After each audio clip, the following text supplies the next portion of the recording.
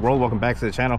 Yeah, so kind of a bombshell there on my April Fool's video, but yeah, it's not the LC 500. I am keeping the Alfa Romeo 4C, but also that was my way to show you guys my new bike, the Aprilia RS660 factory. So I picked this up actually a few weeks ago, and I was just holding off till April Fool's to reveal it. And or like my friend called it, Aprilia Fools. Yep. But yeah, there it is. It's a 660, or actually a 659, I think, cc's. This is the factory edition, so it has the Öhlins suspension, front and back, obviously. And it has the factory livery that you can only get when you get the factory edition. Other than that, you know, it's pretty much like the other RS660. But the cool thing about this is that just basically for a couple grand more, you get suspension that's worth $5 grand, and you know, you get a special edition livery again. So these will be more limited, you know. So I'll show you guys the little startup. You go to different modes. Right now I have it on commuter mode through the break-in period, because this one is brand new. So you go individual, dynamic, which dynamic is actually what they call it, like the sport mode in the Alfa Romeo 4C as well. And commute, yeah, that's what I have it on right now. So the throttle is not as crazy.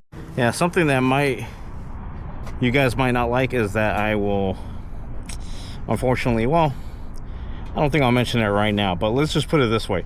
The seat is pretty wide. The seat height from like where your butt sits to the bottom is actually not that bad, but because the seat is very wide and I'm not exactly the tallest person, I end up like tippy-toeing on the bike a little bit. So we're gonna do something there to adjust that, and I'll just finish kind of showing you guys around. I kind of like this. Whoa. Looks like that was coming off. But it says Aprilia right there. That's not something you see too commonly. This tail light kind of reminds me of the old Motorola sign, or still might be the Motorola sign. But you got arrow through there, and then speaking of arrow, that's the one thing this thing is known for, is having these winglets like they have in MotoGP. So just like the MotoGP Aprilia, you get all that. PA Racer right there. You get the cool LEDs as well. I'll show you that.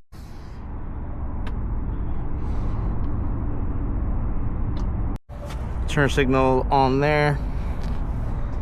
You got quick shift, not just up but down. So this is the first time I have quick shift down, so it rev matches, it blips, and downshifts without having to use the clutch. So for those of you who are not familiar with motorcycles, for the most part you got to use the clutch every time you change gears, just like you do in a manual transmission car. And then they ended up coming up with quick shift up.